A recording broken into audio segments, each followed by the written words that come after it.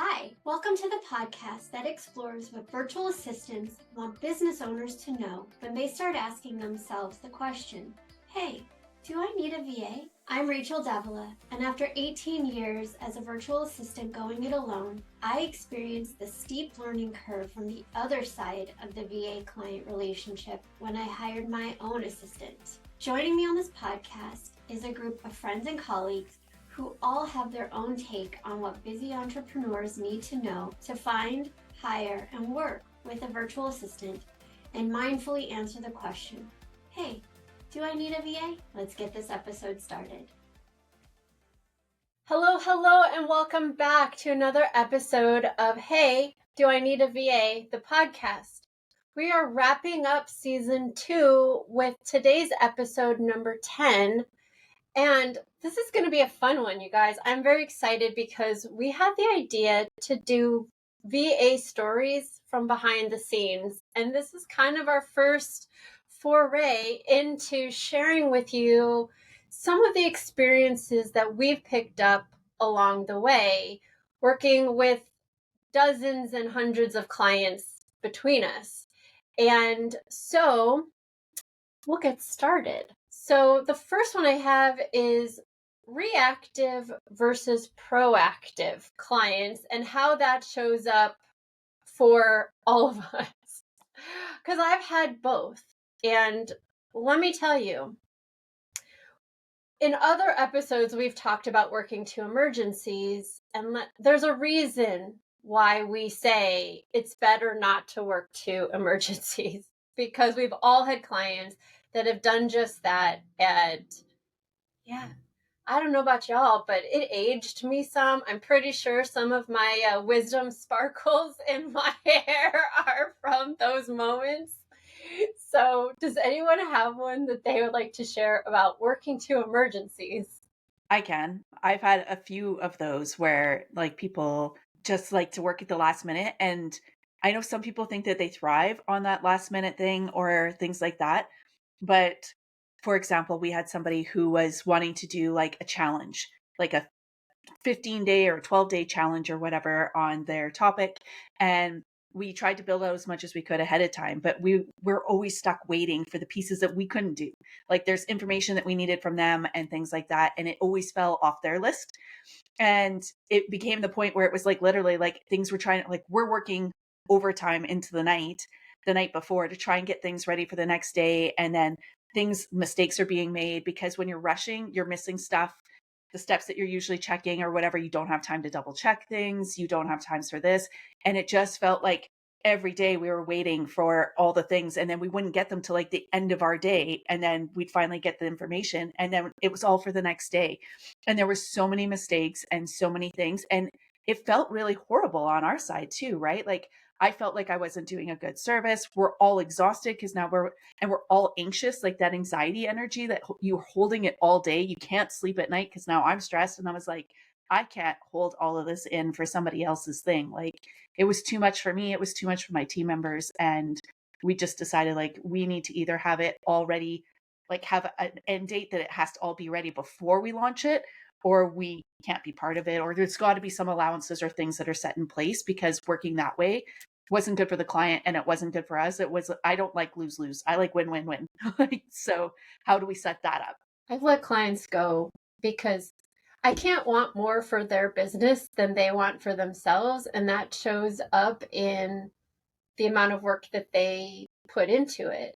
And I didn't really understand it from the client side until I had to get stuff to Sydney in a time frame for them to get it back to me and all of that. And that's when I really learned about that accountability piece. And yeah, there is a lot of things that we do for clients that are just not ours to control. And it has to come from the client. It has to be as important to them as us doing a good job is for them. And that's giving us that space to do a good job, because I've had moments where I didn't have time to check the links on things, and then you have to do that. Hey, we're sorry, the links didn't work. Here's the updated link. And then like it kind of felt like it was my work that was in question, even though it wasn't, and that's not how I like to show up, and I don't think any of us like to show up that way. And like the clients were okay with it because they understood where it came from, but it's still like, I'm a professional, you guys. That's not how I operate. Like, so. Yeah, I've had a few clients who work to emergencies versus planning it out. I've had one that I did have to let go because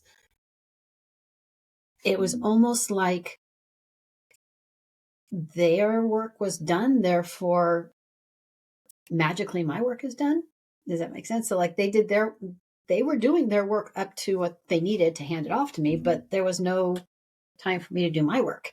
So it became a problem where I was working nights, I was working weekends, and it was not a good situation because what I felt that I needed to get done for their business, they weren't allowing me to do my job. Because if it was due at 8 a.m. on Tuesday morning, I was getting it at, 7, 8 o'clock Monday night. Well, that's a problem because I have a life too. So they ended up, the final straw was them showing up on my doorstep on a weekend, uninvited and unannounced, to hand off some work. I'm like, okay, yeah, this is not, no, we're done. This can't continue. Just because it was an emergency for them that had to be done right then doesn't make it an emergency for me if they didn't plan properly. I think there's like a home goods plaque about that. Like, an emergency on your part does not constitute an emergency on mine. I'm pretty sure I've seen it, yes. But I also think for VAs, it takes some time to establish those boundaries from having experience through those experiences. Because I know for me, I didn't even have a thing in my contract until I experienced a number of times that emergency. And now I'm like, okay, I need 3 to 4 days longer if I have more client work or stuff going on. But when I was a newbie, I didn't know what I didn't know about timelines until I learned. I learned the hard way. But I think if you're a potential client and a VA does not have something like that in their policies, contract, or talks about a timeline, have one of your own. Like, when do I need to get this to you by in order for me to get it back for the timeline? Because newbie VAs don't know what they don't know. And if you're just starting with someone who is a newbie, who doesn't have the life experiences that we've accumulated over decades. Sid, even you've experienced it because I know I taught you that. You're welcome. But how far into our working relationship did you learn that lesson? I feel like it wasn't our working relationship that taught me that lesson. I think you always hand me off things and I have plenty of time to get them done. I've never been stressed working on your work. Yeah. I've been stressed. Like, there's not enough time. And you're all like, it's fine. It's all good. It's all good. Yeah, there isn't a time where you handed me off something at the last minute and needed it the next day. And I think also you had your business contract and I modeled my contract after your contract. So in your contract, there's like, hey, like, if you don't give me enough time to complete the work, like, I'm busy. I can't have a 24, I can't necessarily always have a 24-hour turnaround time. And I think there's also a difference between me having that in my contract and then me, when that happens to me being like, hey, I can't do it. Mm-hmm. So, and I think that is the experience piece where there's definitely moments where I'm like, oh, sure. Oh, I can do it versus like me being like, read the contract. This is what it says. Yeah. But I think reactive versus proactive also comes into play in planning out a budget for your VA. Being proactive about that means being like, okay, my VA is going to work this many hours this month, and telling your VA like, hey, I don't want you to work over that because I can't pay you over that, and also having a conversation about like, how long is this going to take, and having the VA update you when it's like, okay, I'm at halfway out of this many hours, I'm at this out of this many hours. And so I think that that's really important, because if you're reactive about that, you're getting the invoice and being like, oh, I don't know if I have that money for my VA. And that's a lose-lose. Like Bree was saying, that's a lose-lose, you know? And I think it took me a while to be like, you know what?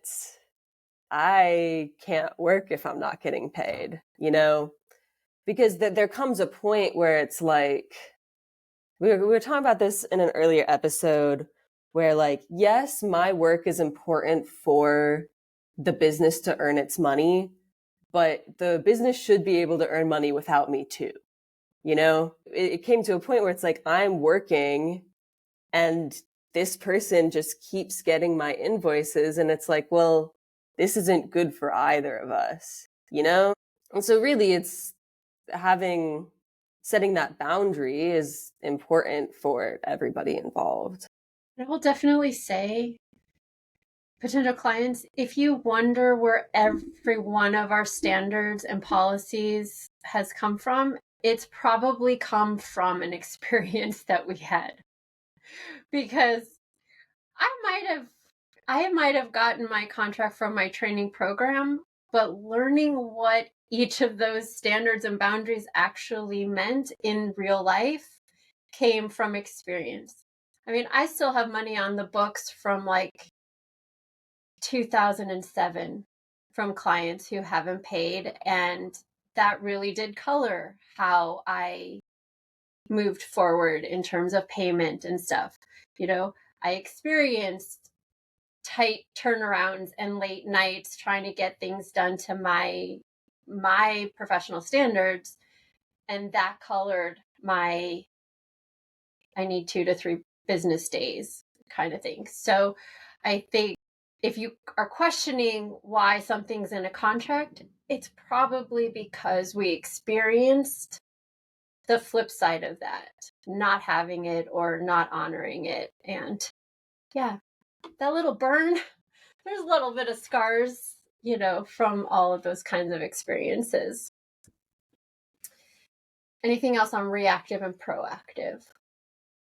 I was just going to do a quick highlight of like when you're being proactive and you can get things to your VA in a timely manner, like that feeling you get when you have that buffer and you have those things already laid out and you're working ahead of things. And sure, you know what? Things might come up last minute. Maybe you go to an event and you want to do a social media post, but it's so much easier just to plunk that in and add that into what's already there, and have a base than it is to be scrambling all the time. Right. And then it also like frees up your mind and gives you like that blank space and that capacity for those creative moments and those new ideas for your business to come in when you're not always living in anxiety and wondering what's going on. And I had to learn for myself. And some of the things I still have to remind myself is when I'm handing off those things, sometimes I'm like, oh, I'm just going to get my work done first, and then I'll work on the stuff that they need. But I had to really flip that way of thinking for myself, in that if I get them what they need first, we're going to get twice as much work done because they're going to be doing their work at the same time that I'm doing mine. And so I had to make sure I wasn't the bottleneck and start putting that as my priority first. And I'm still not mastering it. Like we all have our moments, right? Like I'm like, I know that there's times right now, even still, like, especially in our social media, where I feel like I'm the bottleneck, but it's just reminding myself that the more I can get to them, the more I can get to my team members, or the more that you can get to your VA, you're doubling down on your time. You're not taking away from it. And so flipping the way you think on that, about getting your stuff done first and then getting your stuff to your VA, can actually be a benefit if you do it first. While you're working on your stuff, they're working on your stuff. So yeah. Plus, you feel like you ate that frog, right? You got a win already. You already like celebrated something. Now you're on a good roll when you're going into your stuff. So I'm like, okay, already got that done. Now what else is next? Like you can take on the world after that. Yeah. Oh my gosh, when you talk about eating frogs. So in the other side of my business, I do accountability days. And for the longest time, I was like, well, if I get all the client work done, then I'll have the whole afternoon or whatever to do my stuff. But the whole reason I set up accountability days was because I wasn't doing my stuff. I wasn't holding myself accountable to doing the things. So I've had to flip that script and be like, okay, no, I got to do my things in this time because I need to say to somebody else, this is what I'm doing. And having them being like, so is it done? Did you do it? And Leanne and I crack the whip on each other all the time because it's so easy to put your stuff on the back burner to do the things. And I don't think that's just a VA thing. I think that's almost all business owners across the board. So Bree sharing that if a client is like, ooh, if I get it to my VA, they can be working on it while I'm doing other things. I think it really is an important piece of information. So thank you for sharing that. Let's transition to unrealistic expectations. It kind of goes with working to emergencies in that it's not always realistic that a VA can get something and work on it. Most of us will do our very, very best to meet an expectation, but sometimes we just can't. Right? It comes in too late. We're, at dinner with friends, our computers are nowhere near us and it can't be done on our phones or whatever. So realistic expectations that you've experienced. I've got a real simple one, but it drove me absolutely nuts. So, because I do a lot of website work, the colors that people want to use look different on different screens. That's a known fact. However, I had a client who insisted that the color, let's just call it brown because it was basically brown, was not brown enough. And he wanted me to take the red out of the brown. And no matter what I did, it looked right on my screen. He didn't like it on his. And talking colors is hard. After a while of going back and forth, I finally sent him to a website that has all the colors and said, send me the number of the color you want. And it wasn't even brown when he sent it to me. It was much more red. But the concept of taking a color out of another color is not, yes, you can play with it a little bit, but what I see on my screen isn't going to match what you see on your screen. And there's no way to make them match. I mean, you do web safe colors and that fixes a lot of it, but they're not going to match. He's like, well, it doesn't look right on this screen. I'm like, calibrate your screen. That's all I got for you is calibrate your screen. So it's simple things like that. It's like, I can't do anything about that. It's going to look different on different screens. How about you, Brie? I'm sure you've got a few. Yeah, I've had a few, and I've had like where like I keep speaking to buffer, and it's one of my makes me so happy when we have it in place, which I think is why I keep bringing it up. But like even having best laid plans, where like talking over with a client, okay, this is how we're going to set it up, and we have ages of time to get it all going, and still then like, okay, but I still need this, and then getting it like the afternoon before it's supposed to go out, and now I'm supposed to make it my emergency. I feel like that is a major unrealistic expectation for me, that you just gave it to me like an hour before I'm the end of my day. And like, I don't know about you guys, but I try to do like time management and time blocking stuff, right? So like I plan my week out the week ahead of time. And when we have this plan in place, I'm like, okay, well, I had a slot here for it, but I didn't have the stuff. Okay, so I put another slot in here for it. I still didn't have the stuff. And I have other clients that I'm also helping doing, and my own stuff that I'm trying to navigate, and family stuff and all these other things, right? So it's like, I can only move those time slots so much. And I do leave windows in my week for things that come up, or what's like, free space where whatever needs to be done can be done in that time.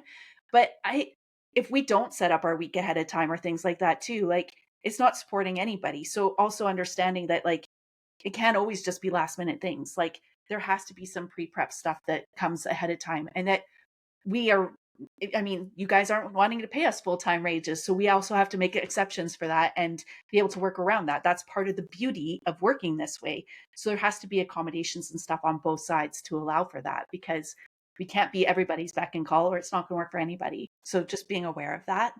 And then also if you're, if you're in a position where you're looking to try something new and you're asking for new ideas, actually being open to new ideas. I've had clients who have been like, I want to try something new. I don't want to try traditional things. I don't want to do what everybody else is doing. So what can I do to promote my business?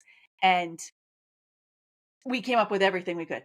Every other idea that there probably was out there, and every answer was a no. It's like, at some point you have to lean into something new. You can't get a different result if you're going to do the same things over and over again. And if you're looking for outside ideas, I get not all of them are going to be it. I never take offense if somebody says, that's not for me, or maybe not that one. But being open to something, trying something, like there's only so much that we can bring or come up with for ideas or provide as services if both hands are tied behind our backs. Does that make sense? Yeah. That's why in my agreement, my client agreement, I'm like, I will bring you all of my knowledge and experience, and I will offer suggestions, but the buck stops with you. It's your business. You get to make the decisions, because yeah, you can give them all the stuff, but ultimately if they don't take it, run with it, do what needs doing with it, it's not going to happen.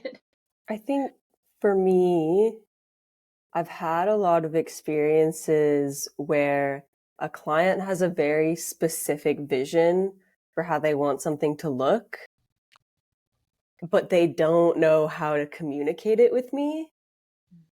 And that becomes really difficult for me because they're like, they give me some frame of reference and I'm like, okay. And then I make several different versions and all of them are like, no.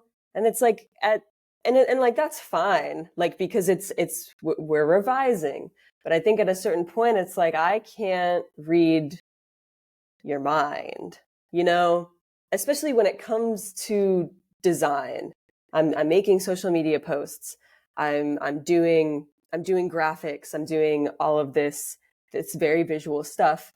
And I think here's a tip that I have for clients. If you can't verbalize what you want, try mapping it out yourself, like visually. And if that means sketching, then it means sketching.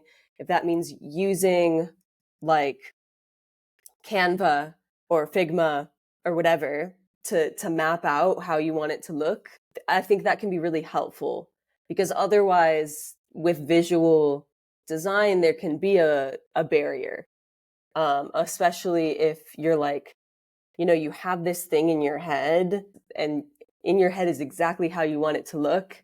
Like, it's hard for me to make what's in your head exactly how I make it, because there's creativity involved.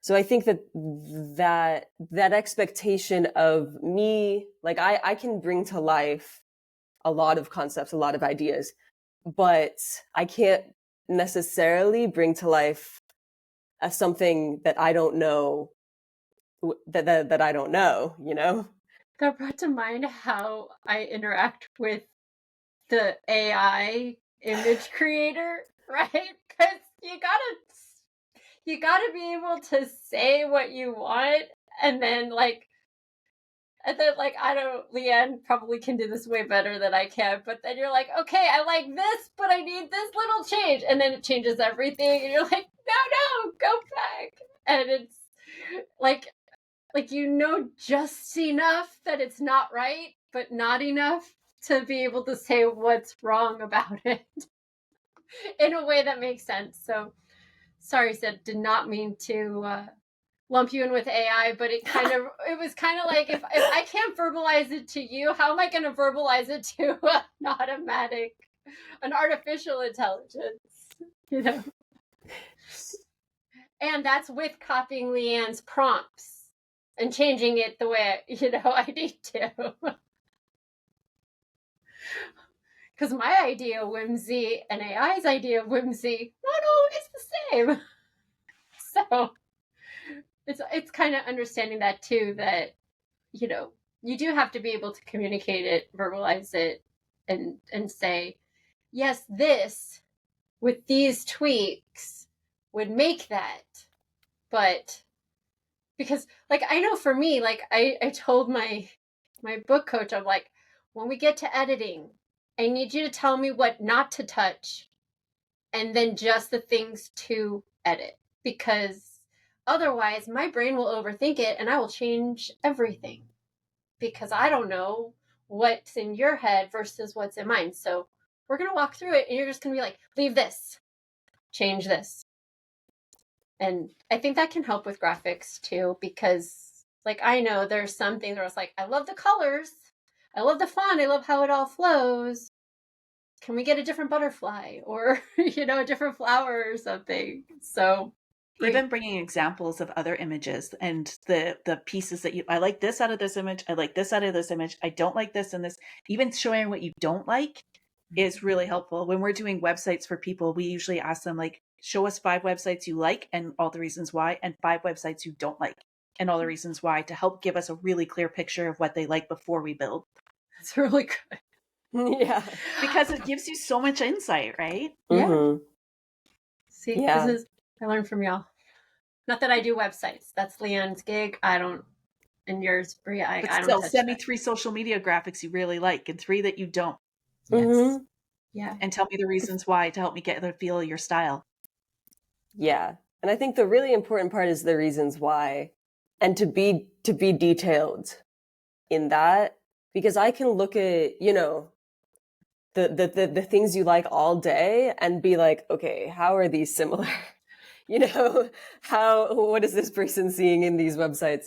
But in the end, it's really the like, okay, I like that this website uses minimal color and this website is colorful, but I don't like that. Instead, I like the fonts in this one. Having that insight is really important. And I don't think it's just for graphics or websites, right? I think it can go for a spreadsheet, right? Like, my brain thinks in spreadsheets versus Google Docs, or, because I like to be able to hide the columns that I've completed and I've done, right? But not everyone thinks that way. So it's being able to say, this is how my brain works, or this is what I need out of the different things, because not every client is doing graphics or websites. Some are doing, like, I want my landing page to have this feel, or I need it to have this workflow because I need to be able to find the information in a spreadsheet, or whatever it looks like. Being able to give the why for something can be very helpful to, especially if it's coming late. Like, I'm so sorry it took me so long because I was waiting for this quote, or I don't know, but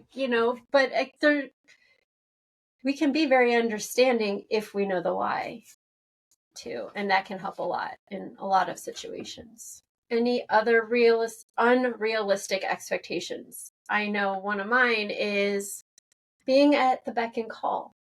I'm not. Never have been, never wanted to be. Purposefully stayed away from clients who had that mindset that they needed their VA to be at their beck and call. And that's something that I've heard from clients who are like, this isn't working. And it's because they've expected their VA to be at their beck and call, and the VA going, well, you're not my only client.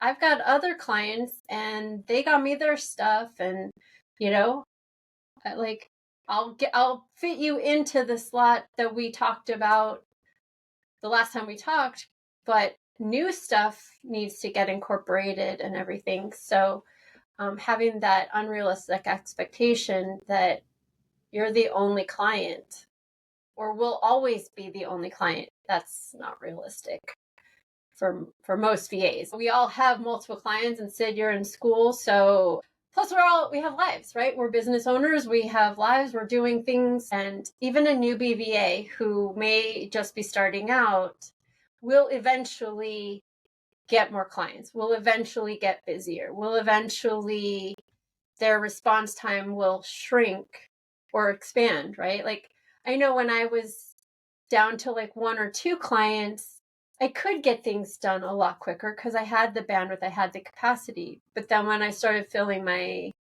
business and adding in other things, I lost that. My time gap got longer and longer. And so, you know, yeah, it's being aware that you're not the only horse in the stable kind of thing. So the next one is the client's not ready. I know we've all had clients who maybe threw a project at you and you were like, yes, I can't wait to work on it. Radio silence. And I was guilty of that in the beginning. Sorry, Sid. But it is a real thing to, sometimes the idea is there, but it needs to marinate and it needs to, like, right, the timing is off or life happens. And so it does go back to that communication piece, right? Like, if life is happening to you and that's why you're not doing the things, we understand that. But if we're like, you said you wanted to do this now, where's, what do we got to do for that? And it's just radio silence, then we're like, wait, what just happened? And clients not being ready is a real thing. And how's that shown up for any of you? I can go. I've had it showing up a few times, and the ones that come to mind, it's like you were saying, right? Where like they're excited, you have that project, you get the first little initial pieces going, and then you're waiting for the next piece from them. And now you're having to spend time nudging them. Now you're having to spend time following up with them. Now you're worried, like, is everything okay? You find out, yeah, they're okay. They're just like working on some stuff. They'll get it to you when they can. But the thing is, when you do that, now by the time, like, I've had clients who spend like a month or a month and a half, and now they come back. Well, now I have to spend time, or my team member has to spend time getting back into that frame of mind, getting back into that project and whatever else. And that's going to cost you even more time, right? Like, the more that we have to like pick it up, get refamiliar with it and things like that, we're going to end up charging you for that time because we were in that headset. We were ready to go and everything was ready. And so, you lose that momentum, you lose those results you're looking for, you lose that kind of all the good things that are going to come from it. And just even checking in maybe with yourself, like, do I have all these pieces? Or if you're feeling overwhelmed, talking that out with your support person on what that is or what's coming up for you instead of holding it can also be helpful. Like, if there's a block for some reason that's coming up, maybe there's a piece of it that you thought that was yours, but they could actually take it on, and removing that makes it easier for you to do it. Or even just talking it out and getting a clear idea of the plan. Or I've had a client who was like, you know what, I really want to do this project, but I need you to break it down into small steps and only tell me the next 2 steps. Because if they saw the whole list of the steps to make a course and launch it or whatever it is, then they would get too overwhelmed and they would get shut down. So we created a process and we only invited them in on the next 2 steps, and that's all they saw. So finding realistic ways to work in that way, or coming up with solutions, might actually help you get to progress versus shutting down and hiding out, or whatever the reason is that stops you from getting that forward progress. Talking that out with your person, they might have some ideas on how to support you with that and get that going for you. There's a reason why that project came up. There's a reason why you were excited about it, right? There's something advantageous out of getting it done. So let's see what we can do to do it. Sorry, that was more pep talky, I think, than story, but it's right on, because we've only touched a little bit in a past episode about the mindset piece.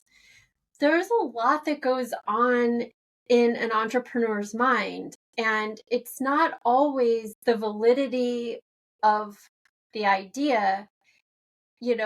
I know for me, it was perfectionism. It was, well, I can do it better if I do it myself than if I try to explain it, right? And even then I found myself, when I did let Sydney take things on, I found myself fine-tuning things and not explaining why I was doing that. And then it was like, well, I'm just going to take it back, because if I got to do this much work, then why am I handing it off? But there is a mindset piece that, perfectionism likes to lie to us. It's our ego protecting us from those really creative, juicy things that are really going to make our business go to the next level. And this is even more pep talky, right? But it's, having the team member to be like, okay, I see where you're going with this, and I'm so right on with you. Let's do this. And then you can literally talk yourself out of it, because it is scary AF, right? You are just like, oh my God, if that really were to happen, what would that do for me? What would that do for my business? How do I need to change and adjust to be that person for that to happen? I know, because I've experienced this in this whole year, right? I mean, I launched a podcast, for goodness sakes. Like, this was a dream that I had for years. And when it finally came to fruition, it was scary AF. Like, I was like, now I'm putting myself out there. I have to keep that going, right? You have to get into a mindset of, and it's not just what do I hand off, or can I accept the help that's coming? It's, if I open up that space, am I ready to step into it? Am I ready for the snowball effect? Because we've all done something that has been like our zone of genius. We're like, oh, yes, it feels really good, and we're doing it, we're in it. And it's like, oh crap. And you step back because it is so scary. And hiring a VA can feel that way. Giving the VA the stuff that could be the block that's holding you back, the safety net that's like, well, I can't leap into my genius because I got to do these things. Oh, well, my VA's doing those things. Now what's my excuse? Or it could be the creative download, because the universe likes to fill a void. And, when you hand stuff off, it's like all that creative what's next. That's even more scary, because it's usually why you got into business in the first place. It's usually passion driven. And when you don't have all of the excuses, all the blocks that have held you back, then I'm the block. I'm holding myself back. And sometimes taking a look in the mirror and being like, okay, I got to get out of my own way. That's just as much a part of the journey as handing stuff off or releasing the program or sending the newsletter, right? There's that parallel journey that we all go on as entrepreneurs, where it's like, right, there's the doing and the handing off and the actual goal pieces, but it's that like personal journey that we go on, that where we change and we become that person that can go, I did it. I reached the goal line, and it's not the end. It's just another beginning. And that can feel really scary in so many ways. So I guess my take on clients not being ready is, are you ready to step onto the journey that it takes? Because your VA is going to push you. I mean, good VAs are going to nudge you. You said you wanted to do this. Are we still doing that? Are we going in a different direction? What's that direction, right? We're going to be your sounding board, your cheerleader, your nudger, right? Your reminder, your accountability, like you said, right? Someone holding a mirror up to your face, it's like, get that out of my face if I'm not ready for it. But if you're ready for it, we're going to make it happen. We're going to make it happen because we want it as badly for you as you want it for yourself. And I know for my clients, I'm like, I can see where you're scared. I can see what's going on. I can see the beliefs in your head that are telling you not to do this, but we're going to do it anyway. And I'm going to hold the excitement and the space for you until you're on board with me. And that's going to look like getting me your stuff, doing the work that you got to do. And let me tell you, it's hard on both sides, because I've been on both sides. And, I needed Sydney to kind of be like, you said, come on, I'm going to take it. Give it to me, because you can't do what you need to do if you don't. And so, thank you, Sydney. You're welcome. That was a lot of woo-woo, rah-rah. So, and I know that I feel that way about every single listener listening to this podcast. Even if we don't work together, that is what I want for you. I want you to find that fit that's going to want you to succeed in your business as much as you do. And I'm not speaking only for myself. I see all of your faces like, yes. Yes. We want that too. And most VAs do. That's why we got into this business, right? Because this is our zone of genius. This is the way we support the changes that clients bring to the world. I mean, I look at my calling as the ripple effect, right? I'm not going to change the world doing all the things my clients do, but in supporting them to do it, it ripples outward. My favorite thing to tell my clients is go ahead and make a mess. Keep your genius, make your mess. I'll clean it up on the backside. It's fine. And the number of clients are like, really? Okay, thank you. Let's go. Is amazing, because it is the admin stuff, the keeping it clean, the making it look right, that's holding them back. Yeah. So go be your genius. I'll fix the backside. Anything else? Because I think we have to wrap up. Okay, so thank you all for being here today with us. This is the final episode of season 2, but please join us, because season 3 is coming and we've got lots of ideas and way more information to share with you. So for now, it's goodbye, but we'll see you soon. If you have any questions at all, please email us at heyvapodcast@gmail.com. Follow one of our links in the link tree, and we will see you when we return for season 3. Take care. Thank you for joining us on this episode of Hey, Do I Need a VA, the podcast. If you found this episode helpful, please leave a like, comment, or review. And feel free to join our Facebook group, Find, Hire, and Work with a VA, for more tips and tools. If you have any questions, please email them to heyvapodcast@gmail.com. We'll see you next time.